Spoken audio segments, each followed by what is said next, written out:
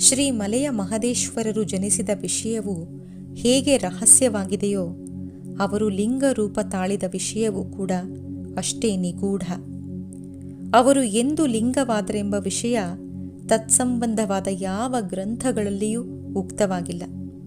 ಆದರೆ ಶ್ರೀ ಮಹದೇಶ್ವರ ಲಿಂಗವು ಜಗತ್ತಿಗೆ ಕಾಣಿಸಿಕೊಂಡ ವಿಧಾನವು ಹೀಗೆ ಹೇಳುವಂತಿದೆ. ಒಂದು ದಿನ ಶಿವಭಕ್ತನಾದ ಬಿಲ್ಲಯ್ಯ ಸೌದೆಯನ್ನ ತರಲು ಮಚ್ಚು ಮತ್ತು ಕೊಡಲಿಗಳ ಸಮೇತ ಕಾಡಿಗೆ ಹೋಗಿ ಸೀಗೆ ಮೆಳೆಯೊಂದನ್ನು ತರಿಯಲು ಪ್ರಾರಂಭಿಸಿದನು. ಹೀಗೆ ಮೆಳೆಯನ್ನ ಕತ್ತರಿಸುವಾಗ ಅವನ ಮಚ್ಚು ಅಲ್ಲಿದ್ದ ಶಿವಲಿಂಗವೊಂದಕ್ಕೆ ತಗುಲಿತು.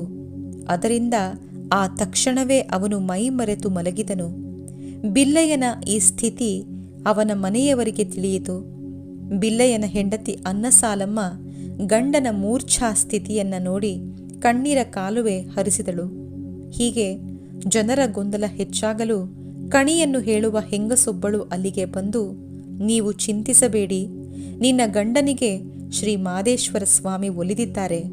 ಜಂಗಮ ರೂಪಿಯಾದ ಶ್ರೀ ಸ್ವಾಮಿ ಇಂದು ಲಿಂಗ ರೂಪದಲ್ಲಿ ನೆಲೆಸಿದ್ದಾರೆ. ಭಕ್ತ ಬಿಲ್ಲಯ್ಯನು ಮಲೆಯ ಸಮಸ್ತ ಜನರು ಮಾದೇಶ್ವರ ಲಿಂಗವನ್ನು ಪೂಜಿಸಿ ಧನ್ಯರಾಗಲಿ. ಕಾಳಹಸ್ತಿ ಕ್ಷೇತ್ರದಲ್ಲಿ ಪರಶಿವನು ಭಕ್ತನಾದ ಬೇಡರ ಕಣ್ಣಪ್ಪನಿಗೆ ಒಲಿದಂತೆ ಈ ಮಹಾಕ್ಷೇತ್ರದಲ್ಲಿ ಗುರು ಮಹದೇಶ್ವರರು ಶರಣ ಬಿಲ್ಲಯ್ಯನಿಗೆ ಒಲಿದರು. ಎಲ್ಲರೂ ಮಹದೇಶ್ವರ